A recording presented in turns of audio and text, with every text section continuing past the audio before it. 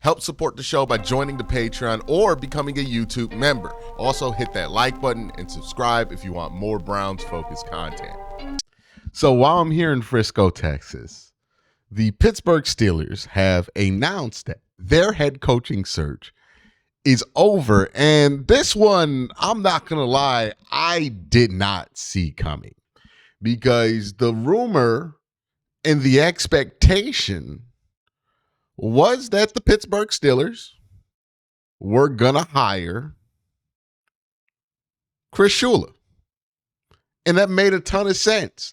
The Steelers usually hire up-and-coming guys on the rise. They've only hired but so many coaches. They've never really went for a retread ever in franchise history. You would imagine if they did go for a retread, it would have to be one of the highest quality. And, for all those reasons, Mike McCarthy, he just didn't really strike me as a serious candidate for the Steelers head coaching position. But here we are, and ladies and gentlemen, that's the new head coach for the Pittsburgh Steelers. It's Mike McCarthy. And look, this is a decision that certainly is not popular by a lot of people in the city of Pittsburgh. I've gotten a lot of folks who are Steeler fans reach out to me and express their displeasure of this hire. I have to imagine what they feel in Pittsburgh is probably the exact same thing Browns fans would feel if we went and hired Todd Monken or Jim Schwartz. It's kind of deflating, right? Because a lot of people were putting a lot of hopes into one of those young guys, right? Jesse Minter, Anthony Weaver, Chris Shula, and thinking that that's going to be the next Steeler thing to do. And that's just not the direction that the Steelers went. And I think it goes to show you the difference between what people think the Steeler way is and what the Steeler way has kind of devolved into over the last 10, 15 years. See, when you think of the Steeler way, you're thinking of teams that are trying to win championships. You're thinking of teams where greatness is the goal in Pittsburgh. But the hard truth about the Pittsburgh Steelers is that for about 8 to 7 years, the goal in Pittsburgh has not been greatness. The goal in Pittsburgh has been to maintain the status quo. That has been year in and year out, without fail, without doubt, what the Steelers themselves have gone out their way to demonstrate that they view as successful, which is maintaining the status quo. The rest of the league is laughing at Pittsburgh for not winning a playoff game since the Obama administration. The rest of the league is, making these jokes about it. But if internally, Pittsburgh's happy that they have continued to stay in playoff contention. And yeah, they're not a serious candidate, but, they're okay with that. I was having a conversation after East-West practice today with a ton of wonderful people who also, do in the neighborhood the same thing that I do, right? Whether it be writing, whether it be video, whether it be beat writing. And it was fascinating to get a lot of different perspectives on a lot of different situations. And we at some point during this lunch, we started talking about the Pittsburgh Steelers. And they are one of these franchises that are kind of locked, or their ability to do things to be better is kind of capped out or restricted. I think restricted's the word I'm looking for. Because the teams and the people who own these teams they need the Steelers to maintain a certain level of success because the bottom line is important to those teams, right? The Cincinnati Bengals and the Pittsburgh Steelers. Now, again, the Bengals are significantly more cheap than the Pittsburgh Steelers, but they're cut from the same cloth. The Steelers need attendance to be at a certain level. The Steelers need fan engagement to be at a certain level because they need to turn a profit because they make their money off of the cash that they get from running the Pittsburgh Steelers. They are not one of these teams that can afford to run the Steelers at a loss. The same thing is true with the Cincinnati Bengals. Same thing is true with Pagula. Same thing is true with all of these teams who are owned by people who aren't really rich outside of the fact that their family bought a football team in like the 1960s, right? Like somebody like Mike Brown bought the team or Art Rooney bought the team back in the day when it was relatively affordable. The price blew up so much and now everybody's billionaires. But there's a difference between a billionaire who's a billionaire independently of their NFL team and a team that's owned by somebody who's a billionaire because the team they owned is worth $1 billion. For those of you who don't know, the way they determine you're a billionaire isn't by counting the money in your bank account. It's by counting up how much your assets are worth. That's how you get your net worth. It is the net sum of that you subtract your debts, you take out your debts from how much you own and how much those things are valued, the estimate of it, and boom, you have your net worth. So if you owe $20,000 in student debt, but you own a house that's worth $400,000, quick math tells you that you have a net worth of $380,000. Some of these people are billionaires because the team is worth $3 billion.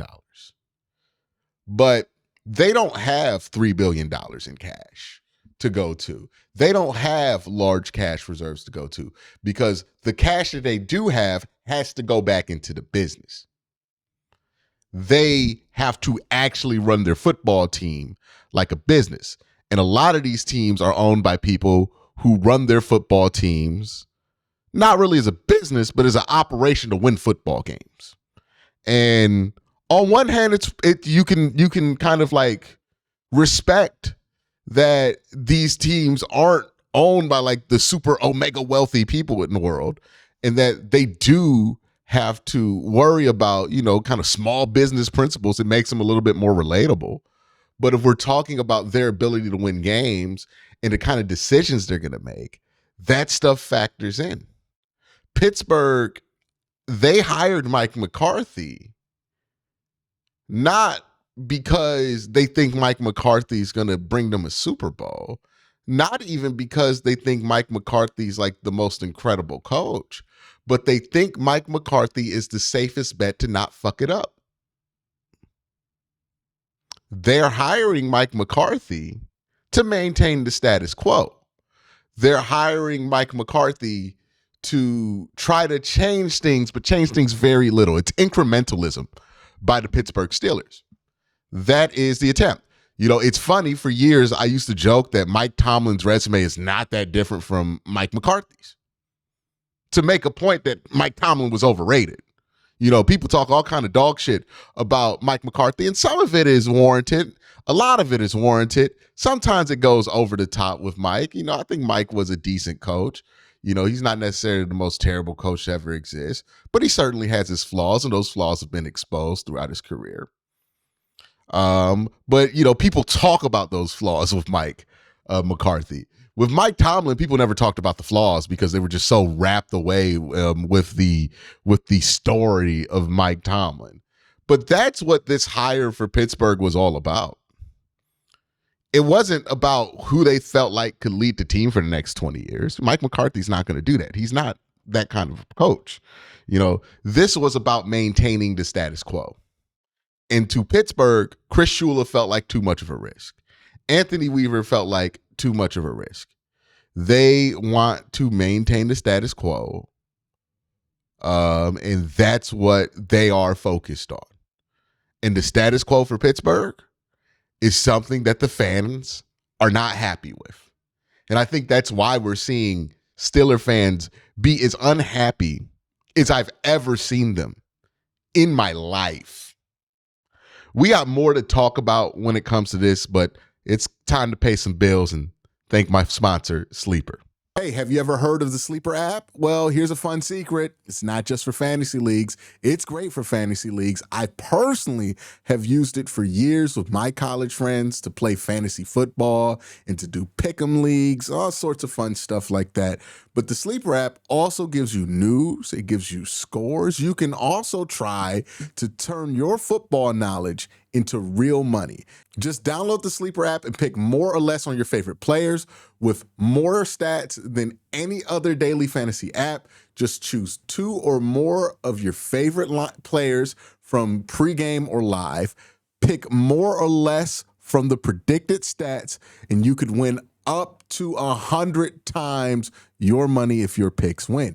Use promo code WORSTTAKE and you'll get up to $100 match on your first deposit. Again, promo code WORSTTAKE. You'll get up to $100 match on your first deposit. Terms and conditions apply. Links are in the description. And I think, so understanding the whole first part of this video, I think is integral to understanding who the Pittsburgh Steelers are, who they aspire to be going forward, and the decisions that they make.